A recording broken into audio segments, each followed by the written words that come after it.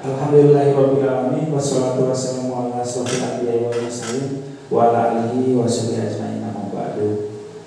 Bapak Ibu, Ibu Kepala Sekolah yang saya hormati, Bapak Ibu guru yang saya hormati serta ibu-ibu wali murid dari kelas 6 yang juga saya hormati. Mohon izin saya berdiri di sini seperti yang tadi disampaikan oleh pembawa acara beserta Ibu Kepala Sekolah bahwa sebelum acara kelulusan saya izin berbicara di sini untuk menyampaikan materi tentang penyebaran pemahaman dan penerapan pengalaman budaya positif. Insya Allah mengalami Ibu nya kira langsung dulu kata tilu lah maksudnya. Terus sabar ya sabar. Mengalami Nah Bapak Ibu, penyebaran pemahaman dan penerapan pengalaman budaya positif. Kira budaya positif teh naon sih Ibu? Budaya positif itu apa? Ada yang sudah tahu belum budaya positif? Belum? Coba Pak Sandi di next. Nah Ibu, ini tentang pengertian budaya positif. Saya izin bacakan. Budaya positif adalah sebuah nilai kebajikan yang menjadi keyakinan dan pada akhirnya menjadi karakter atau ciri khas dari sebuah komunitas atau lembaga. Untuk menciptakan budaya positif di sekolah, kenapa di sekolah? Karena kita lingkup sekolah. Guru hendaknya mampu menjalankan perannya dalam menciptakan pembelajaran yang nyaman dan menyenangkan di sekolah, karena budaya positif dapat mendorong murid untuk mampu berpikir dan bertindak serta mencipta sebagai proses memerdekakan dirinya sendiri sehingga murid lebih mandiri dan bertanggung jawab. Tuh, budaya positif itu panjang mau dijabar ternyata ya. Intinya bahwa budaya positif itu adalah kebiasaan-kebiasaan baik yang harus kita lakukan atau kita perbuat di sekolah.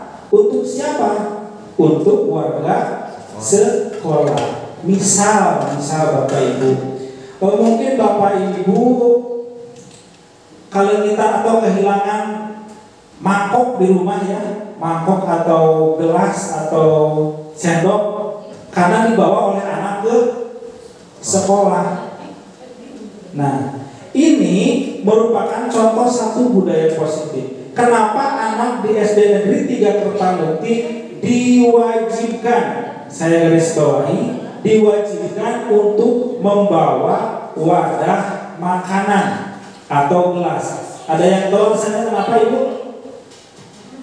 Kenapa coba? Nah betul, mengurangi sampah plastik. Nah itu merupakan suatu kebiasaan yang kita terapkan di sekolah kita untuk mengurangi limbah atau sampah plastik. Salah satu caranya dengan anak membawa tempat atau wadah makan dan minum. Jadi anaknya langsung mau jajan ke depan itu membawa mangkok, ngantri. Kenapa? Itu tadi untuk mengurangi limbah atau sampah plastik. Nah contoh-contoh seperti itulah yang kami coba terapkan di SD Negeri 3 Kertamukti dalam upaya untuk membudayakan budaya positif. Dan masih lagi contoh-contoh yang lain seperti ketika masuk kelas kita di sini dibiasakan membaca Asmaul Husna. Kemudian setiap hari Jumat ada kegiatan Yasin yang dipimpin oleh Pak Ustadz ya. Di sini kebetulan ada Pak Ustadz. Kemudian setiap hari Sabtu kita membiasakan senam. Bukan tanpa tujuan Bapak Ibu. Itu adalah suatu pembiasaan atau kebiasaan yang kita lakukan untuk meningkatkan budaya positif. Loh, kenapa senam positif? Jelas. Loh, kenapa ya senam positif? Jelas ya.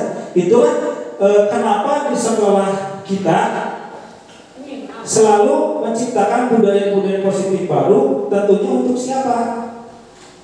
Untuk memajukan warga sekolah. Jadi bukan hanya kita fokusnya kepada murid, bukan, tetapi dengan contoh, dengan kita yasinan setiap hari Jumat, otomatis Bapak Ibu gurunya pun ikut seperti itu. Next Pak Sandi.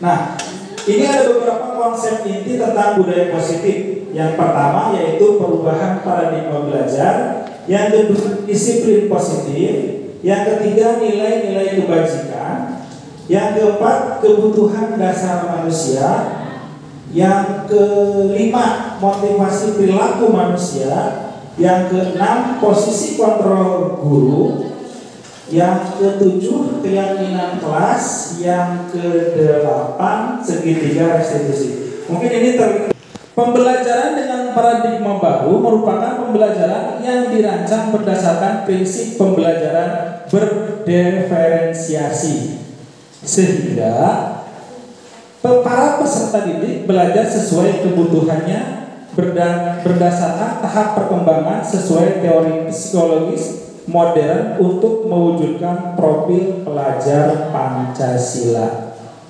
Ada kata-kata asing di sini yaitu pembelajaran berdiferensiasi. Naon cenah ari pembelajaran berdiferensiasi teh? Ada yang sudah tahu Ibu? Ibu Pak Sandi mungkin? Jadi izin menjelaskan pembelajaran berdiferensiasi, nyebut lagi hesenya Bu, adalah pembelajaran yang berpihak kepada murid. Jadi mohon maaf Bapak Ibu, izin menjelaskan bahwa setiap anak itu mempunyai kodrat yang berbeda. Ya, tidak semua anak sama. Contoh saya di kelas, mohon maaf, saya sebutkan misalkan Pajar, ada ibunya Pajar? Ada. Abib, ada ibunya Abib? Bapak, mohon maaf, ada. Nah, itu berbeda karakternya. Dan kami di sini guru untuk memberikan pelajaran atau pengetahuan kepada contoh tadi Pajar dan Abib berbeda, tidak bisa disamakan dengan karakter Pajar dan Abib. Jadi ketika guru di kelas itu kadang-kadang menyesuaikan dengan kondisi anak, karena anak itu mempunyai kodratnya masing-masing, tidak bisa disamakan. Bagaimana dia menangkap pelajaran, bagaimana cara dia mengikuti pelajaran, tidak bisa disamakan. Maka muncullah istilah pembelajaran berdiferensiasi yang sesuai dengan kebutuhan peserta didik. Begitu. Contohnya Pajar, dia kan semuanya olahraga yang berhubungan dengan fisik. Dia olahraganya bagus. Ada sesuatu yang bukan kurang, tapi dia mungkin kodratnya atau bawaan dianya tidak suka dengan satu pelajaran. Kami di sekolah tidak memaksakan itu. Kenwe, teu apa teu bisa matematika mah kenwe. Dan kodratnya si Pajar bukan di matematika. Seperti itulah yang namanya pembelajaran berdiferensiasi. Jadi memang mungkin sama seperti Bapak Ibu di rumah ketika mempunyai anak lebih dari satu, ya, antara adanya yang tengah-tengahnya mungkin berbeda. Cara mendidik, mendidik sehingga si anak tersebut tidak bisa disamakan. Misalkan ibu punya anak 3, nggak bisa disamakan semua karena setiap anak itu mempunyai karakter. Nah seperti itu, sama dengan di sekolah. Bayangkan Bapak Ibu di sekolah punya murid 13 dengan karakter berbeda-beda. Puyang katakan sirah, demi Allah ibu. Karena ibu ge anu di rumah jualan tidur kadang sok wow di rumah 7 juta. Sama seperti kadang-kadang, padahal itu tidak boleh. Tidak boleh namanya, maupun nanti ada di penjelasan selanjutnya. Begitu Bapak Ibu. Lanjut. Nah, miskonsepsi tentang teori kontrol. Apa itu miskonsepsi? Pemahaman yang salah tentang konsep teori kontrol. Ada ilusi mengontrol murid, itu tidak boleh. Kemudian ilusi bahwa semua penguatan itu positif dan bermanfaat. Kemudian ilusi bahwa kritik dan membuat rasa bersalah mampu menguatkan karakter. Itu juga konsepsi. Kemudian ilusi bahwa orang dewasa berhak memaksa, itu tidak boleh, tidak sesuai dengan kodrat anak. Lanjut. Ini kita baca.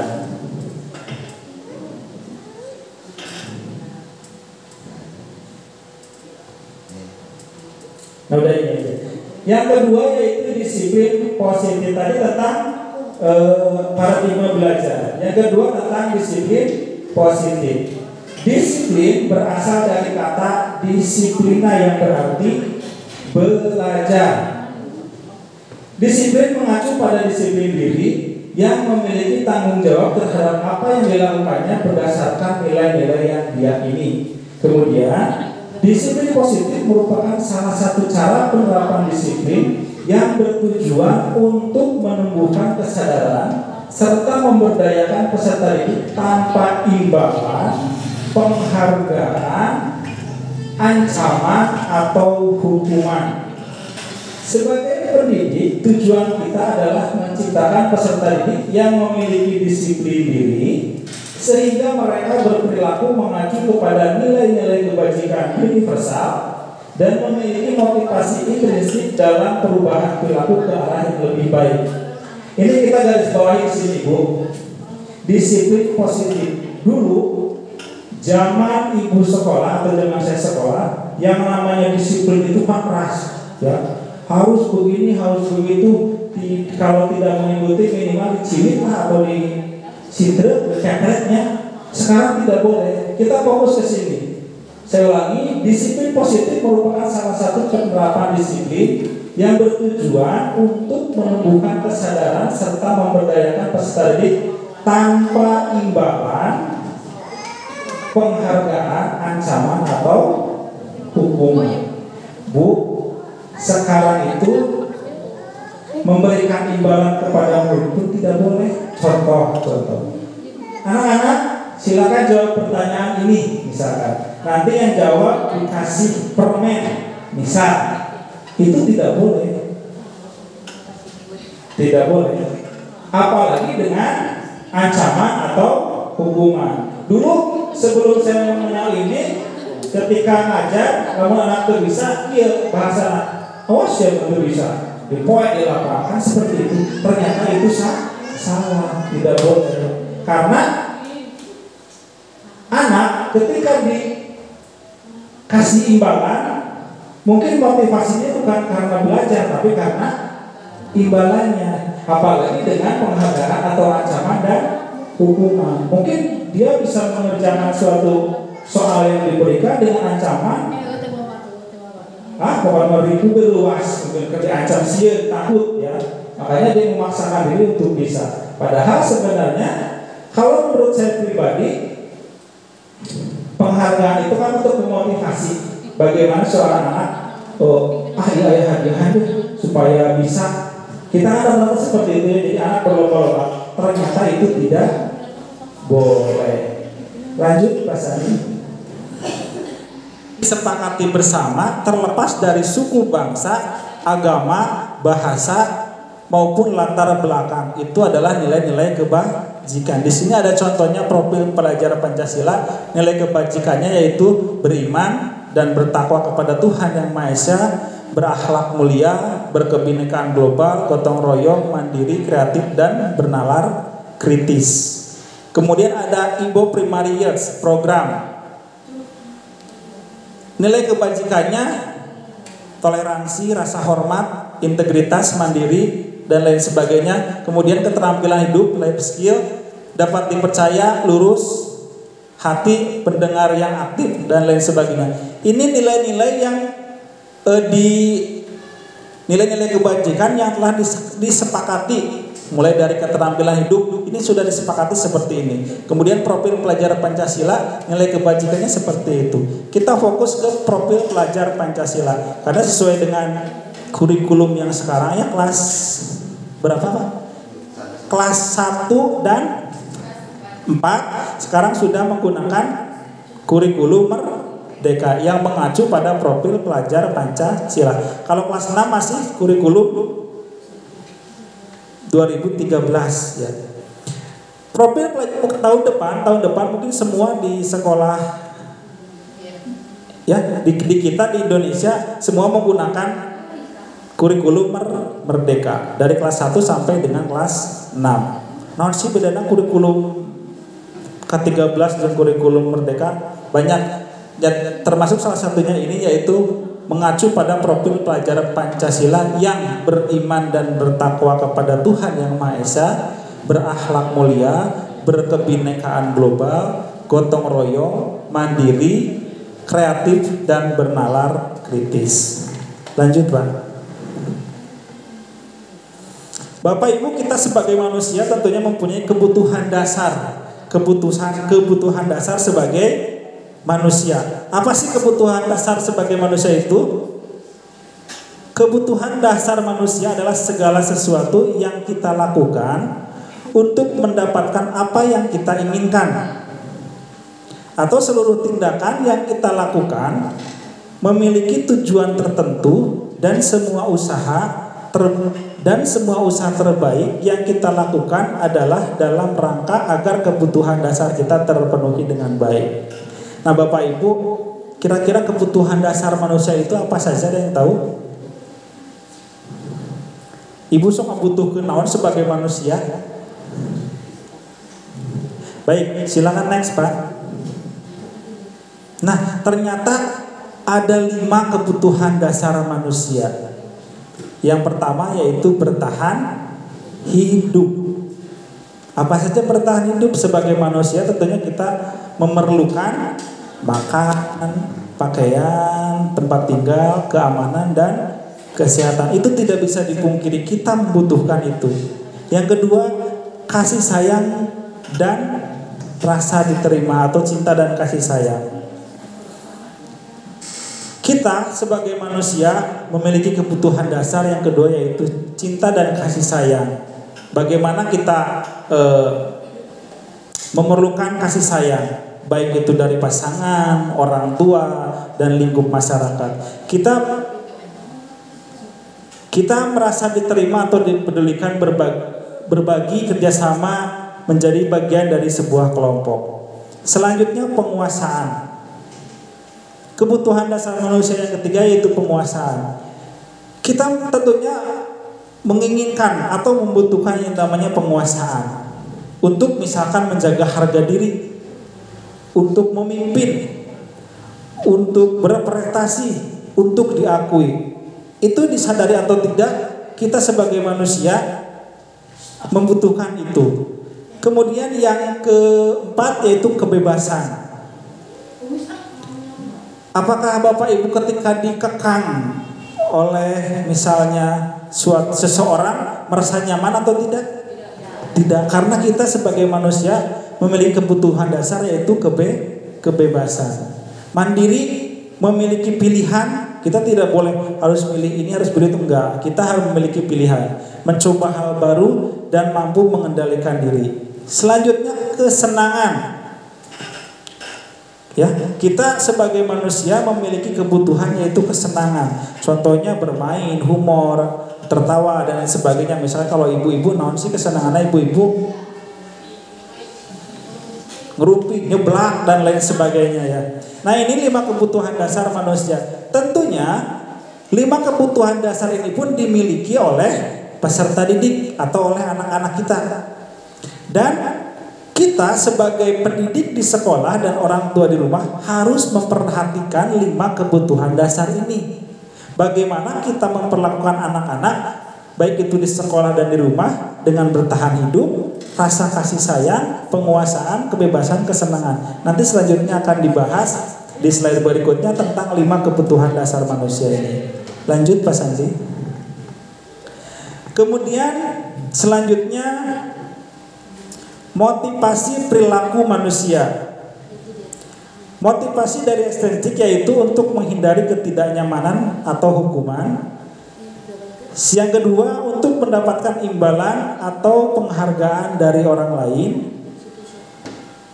Yang ketiga, dalam diri itu untuk menjadi orang yang mereka inginkan dan menghargai diri sendiri dengan nilai-nilai yang mereka percaya. Lanjut Pak. Nah, Bapak Ibu,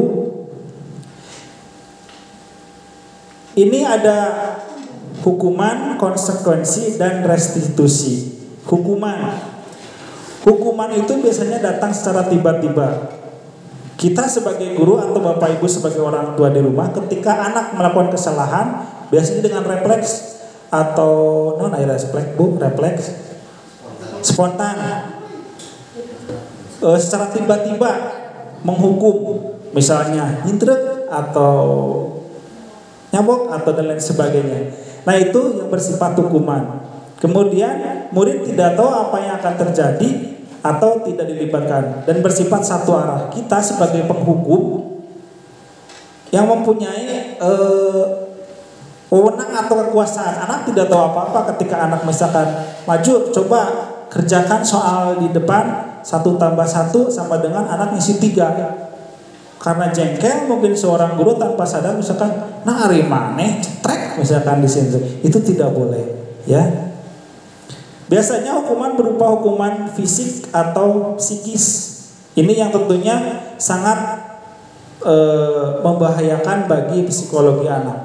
Karena anak, saya pun masih ingat dulu pengalaman ketika saya sekolah tidak bisa atau saya heureuy di belakangnya ketika guru sedang mengerjakan di Ciwit sampai masih ada bekasnya sampai sekarang, kelas 3 SD di Ciwit sampai berdarah masih ada dan masih terngiang sampai sekarang. Nah, itu bahayanya kenapa tidak boleh dilakukan hukuman terhadap anak atau peserta didik. Kemudian yang kedua yaitu konsekuensi. Konsekuensi biasanya dibuat secara terencana atau disepakati. Kemudian murid tetap dibuat tidak nyaman. Kemudian sikap guru selalu memonitor murid. Biasanya di awal tahun pelajaran, nanti ketika masuk kita membuat sebuah peraturan kelas. Saya sendiri seperti itu biasanya.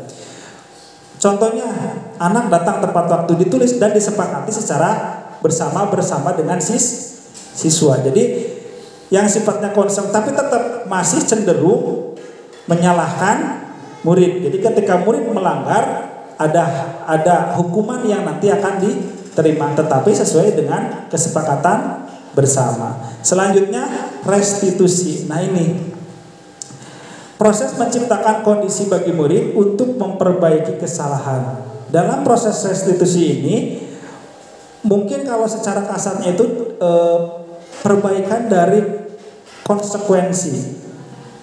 Ketika konsekuensi dipandang masih merugikan anak, maka dibuatlah yang namanya restitusi. Jadi restitusi ini adalah proses menciptakan kondisi bagi murid untuk memperbaiki kesalahan. Ketika anak melakukan kesalahan, kita ajak diskusi. Kenapa melakukan kesalahan ini? Karena tentunya anak melakukan kesalahan pasti ada alasannya. Misalnya anak datang terlambat, kita sudah di kelas nih, sudah ngajar, anak datang terlambat. Kalau hukuman kan tidak tahu mana apa alasannya, langsung hukum berdiri hormat bendera selama 1 jam dan lain sebagainya. Tapi kalau restitusi, kita ajak diskusi. Kenapa terlambat? Kenapa bisa datang terlambat? Apa alasannya? Dan kedepannya seperti apa? Jadi restitusi adalah proses kolaboratif yang mengajarkan murid untuk mencari solusi sendiri. Loh, kenapa kamu terlambat? Karena saya misalnya tidurnya larut begadang. Terus bagaimana supaya kamu tidak terlambat? Oh, berarti tidak boleh begadang supaya bisa bangun pagi. Nah, seperti itulah konsep dari sebuah restitusi. Lanjut. Kita sebagai guru atau sebagai orang tua mempunyai 5 posisi kontrol. Yang pertama sebagai penghukum.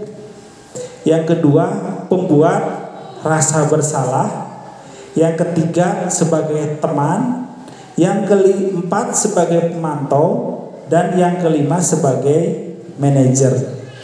Nah, bagaimana sih kita sebagai guru atau sebagai orang tua memposisikan diri sebagai penghukum, pembuat rasa bersalah, sebagai teman, pemantau, dan manajer? Silakan Pak Sandi, next kita bahas satu-satu.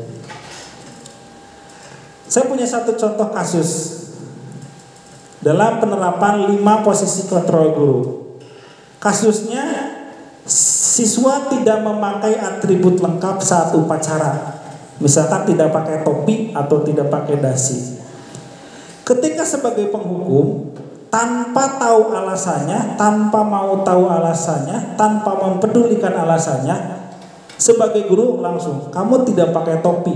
Nanti setelah saya upacara, kamu hormat bendera selama 1 jam.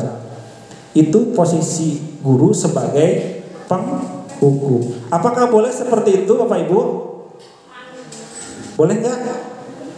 Boleh? Ternyata tidak boleh. Tidak boleh ya. Tidak boleh. Kemudian pembuat merasa bersalah. Dulu sebelum saya mempelajari materi ini ya seperti itu. Dibuat jajarkan kan di pinggir untuk pakai topi, yang nggak pakai dasi, kemudian suruh dihukum, suruh bebersih atau lain sebagainya. Kemudian yang kedua, pembuat rasa bersalah. Biasanya muncul pertanyaan, berapa kali ibu harus memberitahu kamu? Kamu selalu saja mengecewakan bapak ibu. Jadi anak itu merasa bersalah. Nanti yang terkena adalah psikis dari murid, karena murid akan merasa bersalah. Selanjutnya, sebagai teman, kadang kita memposisikan diri itu sebagai teman dari murid atau anak kita. Ayo dong ikut aturan sekolah, tolong ibu ya, kali ini saja.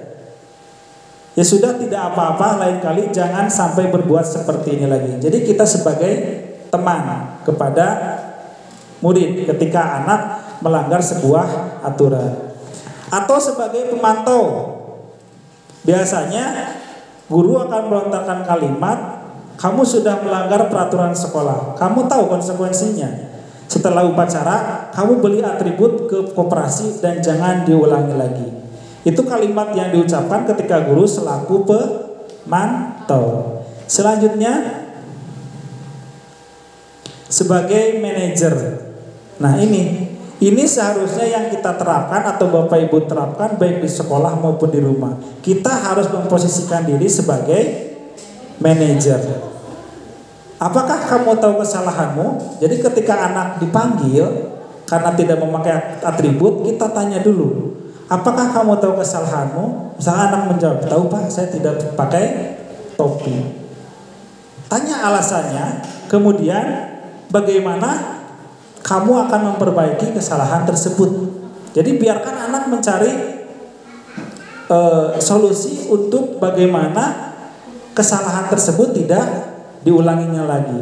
Inilah posisi kita, baik orang tua maupun guru sebagai manajer. Nah, kita sebagai guru pernah melakukan baik itu sebagai penghukum, manajer, pemantau, teman, semuanya pernah kita lakukan. Tapi alangkah baiknya setelah mengetahui tentang budaya positif, ini yang kita pakai, yaitu memposisikan diri sebagai manajer. Lanjut Pak. Nah Bapak Ibu, kira-kira ketika ada pertanyaan seperti ini, apakah sebagai kita memposisikan sebagai pemantau atau teman atau penghukum atau manajer? Saya kecewa sekali kamu ketika anak melakukan kesalahan, terus saya atau Bapak Ibu berbicara, saya kecewa sekali dengan kamu. Kira-kira sebagai apa Bu? Pemantau, teman, atau penghukum? Kalau ini cenderung ke kemana? Ayo. Membuat rasa bersalah. Jadi anak kecewa. Ini tentunya akan mempengaruhi psikologis anak. Jadi sebisa mungkin kalimat-kalimat seperti ini dihindari, baik itu di sekolah maupun di rumah. Tapi ada geus-geus malah kadang jadi penghukum. Lanjut. Nah, ada lagi misalkan pernyataan seperti ini. Kamu tidak pernah benar melakukannya. Ketika anak disuruh terus salah misalnya. Ketika anak disuruh nyapu atau disuruh mengerjakan tugas, ternyata anak itu salah dalam mengerjakan. Kemudian kita sebagai guru atau orang tua berbicara, kamu tidak pernah benar melakukannya. Kira-kira sebagai apa Pak Bu?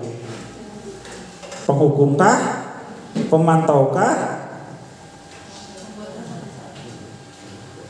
Membuat rasa bersalah. Jadi anak tetap dibuat seolah-olah anak itu yang salah tanpa kita peduli kenapa anak itu bisa salah. Tentunya ada alasannya. Lanjut. Nah ini, apa rencana kamu untuk menyelesaikan masalah ini? Sebagai manajer, karena menanyakan dulu apa masalahnya. Jadi anak diberikan kesempatan untuk memilih apa rencana untuk menyelesaikan masalah ini. Lanjut Pak. Ayo lakukan demi Bapak Ibu ya, sebagai teman. Ya, lanjut. Kamu tidak pernah mendapat nilai jika tidak mengerjakan tugas. Lebih ke apa ini?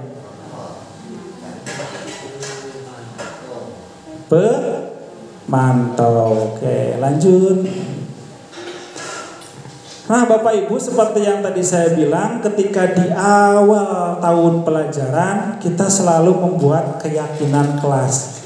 Apa sih keyakinan kelas? Kenapa bukan peraturan kelas? Kenapa harus membuat keyakinan kelas bukan peraturan kelas? Bisa saja kan di kelas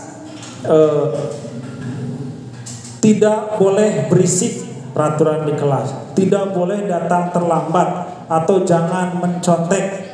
Itu namanya peraturan. Kenapa harus bahasanya keyakinan kelas? Lanjut. Nah, karena keyakinan kelas itu bersifat abstrak, terus berupa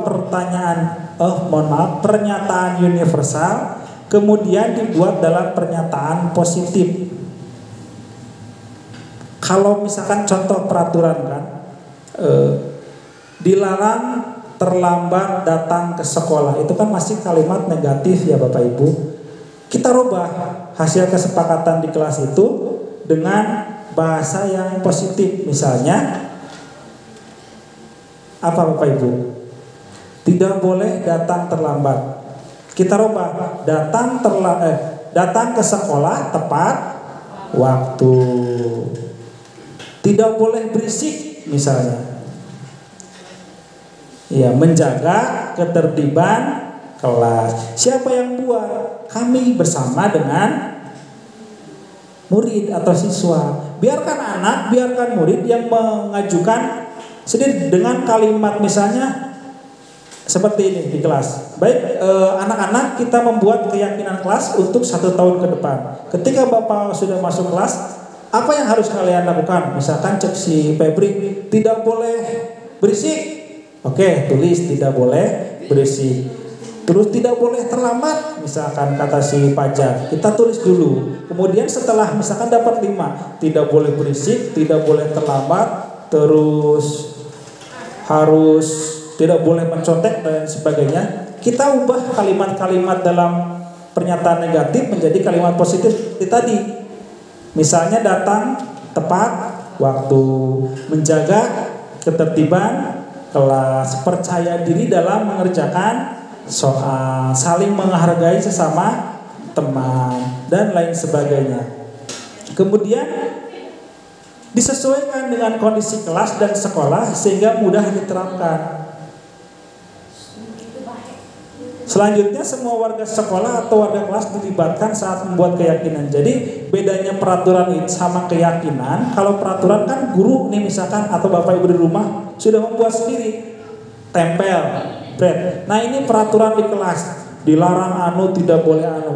Anak harus atau wajib mengikuti aturan yang telah dibuat oleh sekolah atau guru tanpa anak dibawa untuk atau diajak untuk berdiskusi. Jadi bedanya peraturan itu lebih mengikat dan lebih nantinya ke hukuman. Kalau ini keyakinan kelas dibuat bersama dengan anak. Seperti itu. Lanjut Pak Sandi.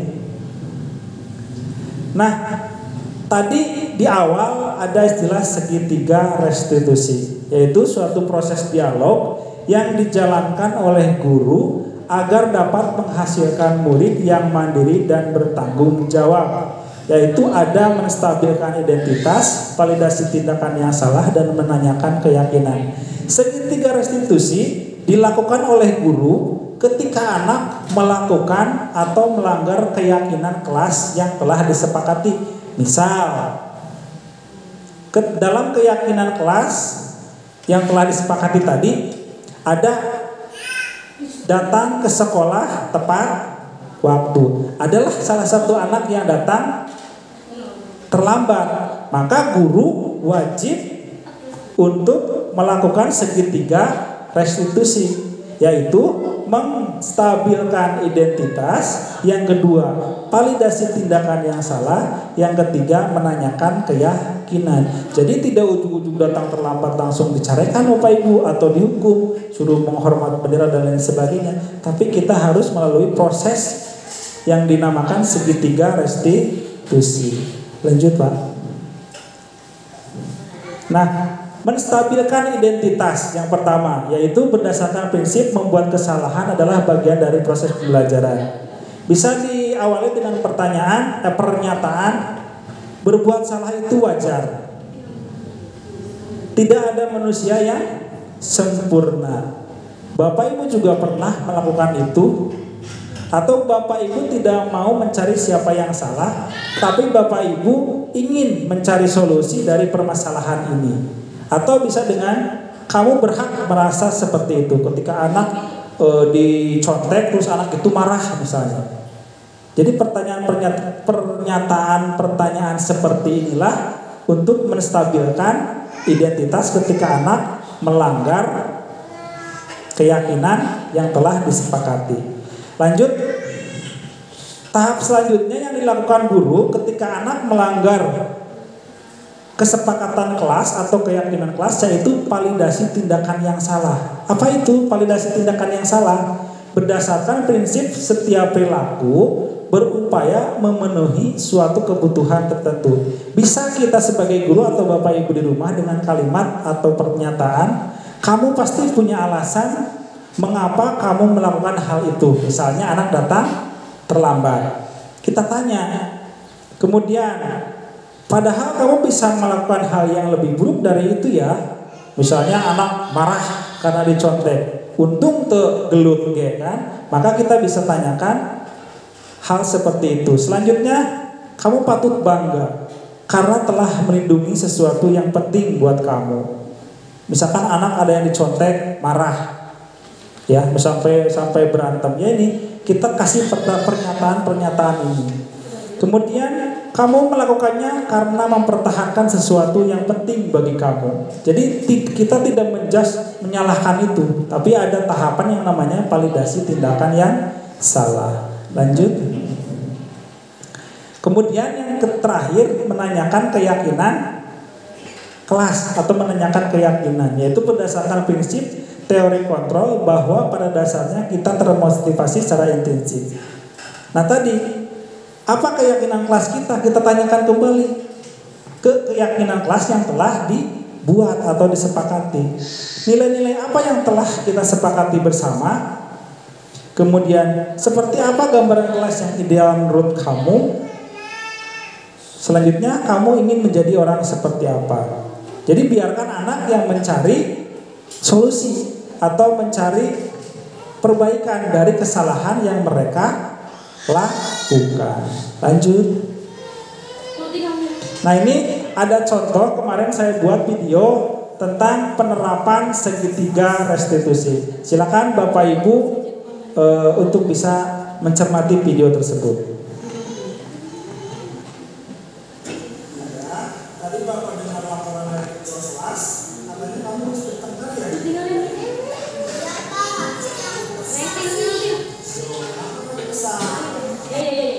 tinggalin itu. Dia tinggalin.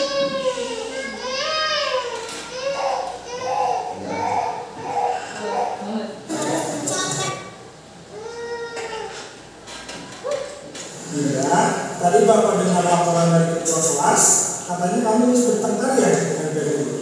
Iya Pak, habisnya aku kesal sih. Loh, kenapa kamu kesal? Febri terus-menerus mencontek pekerjaan saya.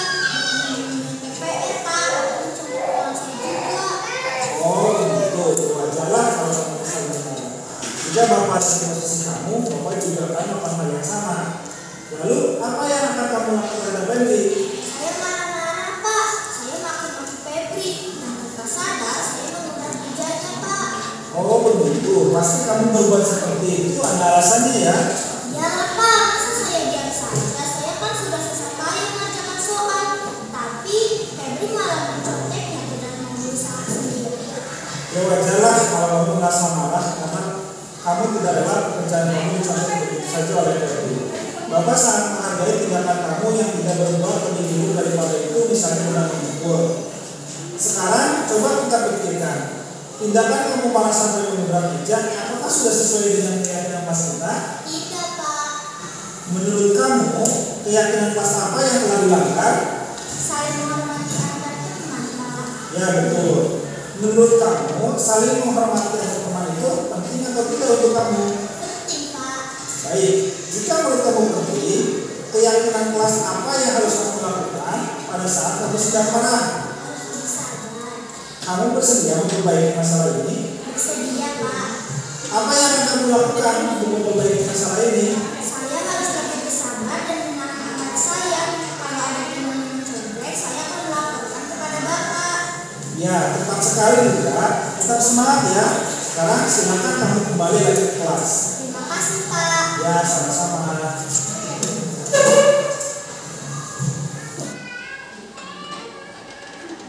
Nah, Bapak Ibu, itulah contoh penerapan segitiga restitusi. Ini bisa dilakukan bukan hanya di sekolah tapi di rumah. Jadi ketika anak berbuat salah, ternyata kita sebagai guru atau orang tua tidak seharusnya langsung menjas atau menghukum ya. Kita tanya dulu. Seperti tadi tahapan-tahapannya. Coba kembali, apa saja segitiga restitusi? Yang pertama, menstabilkan identitas. Kita stabilkan dulu identitas, kita tanya alasannya. Kemudian yang kedua, validasi tindakan. Yang ketiga, apa yang ketiga?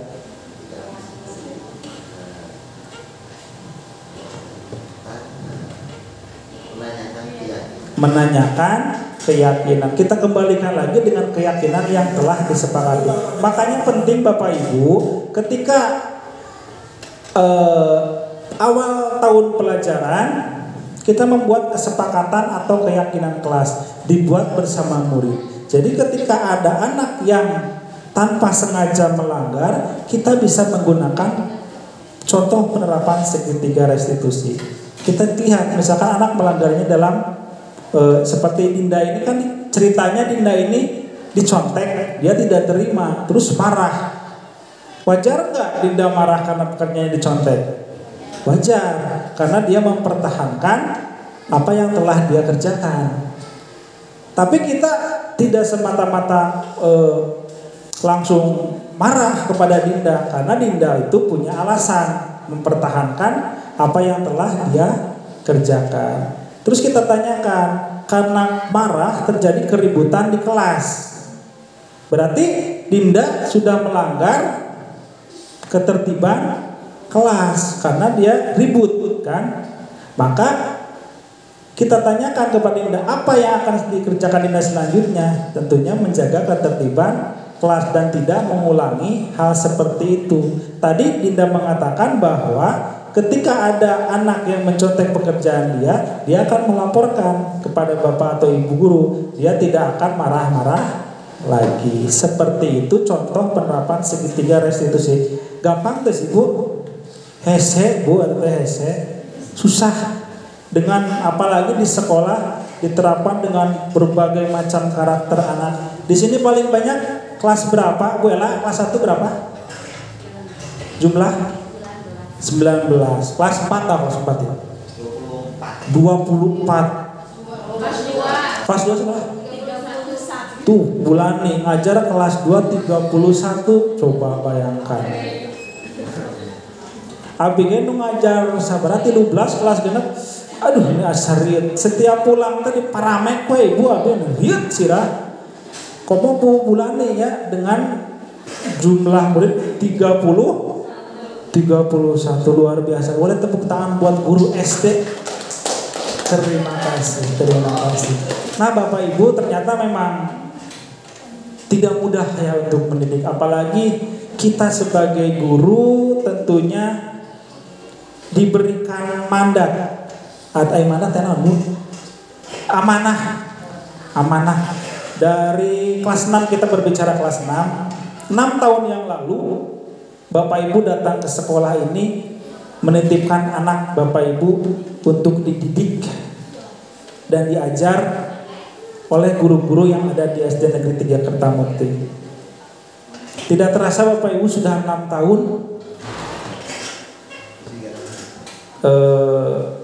anak-anak kita menempuh pendidikan di SD Negeri 3 Kertamukti. Tentunya memang banyak pengalaman, pelajaran, dan kami selaku pendidik yang diamanahi 6 tahun yang lalu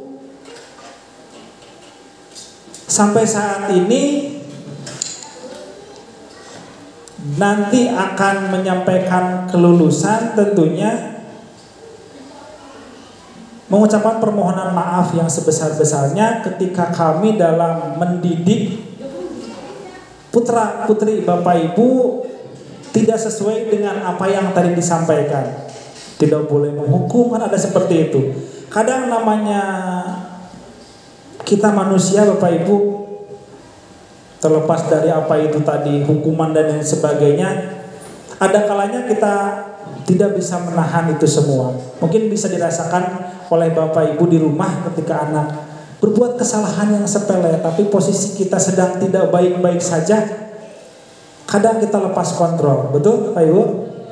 Pun demikian dengan kami di sekolah, di kelas, dengan anak dengan berbagai karakter, dengan jumlah yang tidak sedikit. Ya begitulah, mungkin ada nuka sentil, nuka ciwit. Kami mohon maaf yang sebesar-besarnya. Dan kami sudah berusaha berjuang sekuat tenaga untuk mencoba memberikan yang terbaik, baik itu dari segi pelayanan alat di sini sedang digunakan atau kami dari sikap dan tingkah laku guru. Tapi terlepas dari itu banyak kekurangan yang kami lakukan kepada anak-anak kita. Tentunya di sini saat yang tepat saya selaku guru kelas 6 selama 3 tahun membersamai mereka dari mulai kelas 4 naik ke kelas 5 saya lagi, dari kelas 5 ke kelas 6 saya lagi 3 tahun saya membersamai mereka. Saya udah paham Bu karakter satu-satunya si A, si B, si C, apalah. Udah selama 3 tahun bareng enggak poe giling-gisik bareng tahu.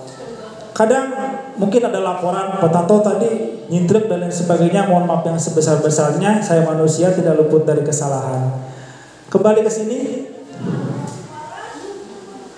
Nah, penutup dari saya Bapak Ibu, dalam penerapan program disiplin positif atau budaya positif, hendaknya guru memiliki standar kepribadian, profesional dan sosial yang baik, di mana guru mampu merefleksikan dirinya dalam posisi kontrol saat ini. Bagaimana perjalanan dirinya sebagai among atau manajer yang menuntun murid-muridnya menjadi insan yang mandiri, merdeka, dan bertanggung jawab sesuai dengan standar pendidikan nasional. Kami sudah berusaha menjadi seperti ini. Sudah berusaha menjadi seperti ini. Mempunyai standar kepribadian sebagai seorang guru, mempunyai profesionalitas sebagai seorang guru dan sosial yang baik. Menjadi among, menjadi manajer seperti yang tadi contoh itu. Kami sudah, sekali lagi kami tegaskan, kami sudah berusaha. Adapun ketercapaian usaha kami, kita namanya manusia, tidak ada yang sempurna. Tentunya kami, guru SD Negeri 3 Kertamukti, mengucapkan maaf yang sebesar-besarnya, permintaan maaf yang sebesar-besarnya. Tentunya dalam membersamai murid kelas 6 banyak sekali kekurangan. Kira-kira Ibu mau memaafkan kami di sini? Terima kasih. Pamiskan juga ya sebagai wali kelas, posisinya rangkap ini rangkap. Asep ya, Asep, saya sering ke Asep. Dia sudah seperti anak sendiri karena setiap hari ketemu, sempat sama yang lainnya juga di kelas 6 selama 3 tahun atau 6 tahun. Kami membersamai mereka. Seperti itulah Bapak Ibu tentang gambaran disiplin positif atau budaya positif yang coba kami terapkan di lingkup sekolah. Ini bukan hanya diterapkan di sekolah, tapi bisa juga Bapak Ibu terapkan di rumah. Karena pendidikan pada dasarnya bukan hanya di sekolah, tapi yang lebih utama di rumah. Titip ke depan, ketika anak kelas 6 sekarang ini lulus, untuk tetap menjaga silaturahmi, baik itu orang tua ataupun anaknya. Jangan sampai ada istilah, urut murid, bekas guru. Tidak ya. Tolong ketika kami lewat atau papasan di jalan, sapa kami ya. Begitupun nanti akan kami sampaikan kepada anak-anak. Next, Pak Sandi.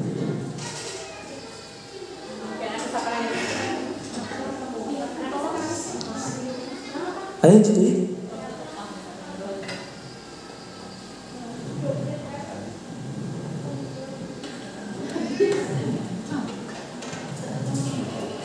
Ayo. Iya, tadi Bapak dengar.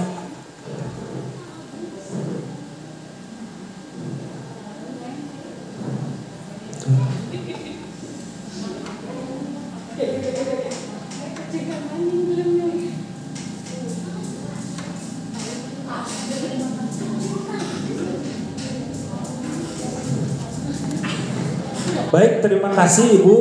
Ternyata sudah habis slide-nya. Mungkin itu saja yang dapat saya sampaikan. Kurang lebihnya mohon maaf telah menyita waktu Bapak Ibu yang tadinya kesini hanya untuk mendengarkan kelulusan. Ternyata harus mendengarkan hal seperti ini. Sekali lagi saya ucapkan terima kasih. Akhirul kalam, wassalamualaikum warahmatullahi wabarakatuh. Waalaikumsalam.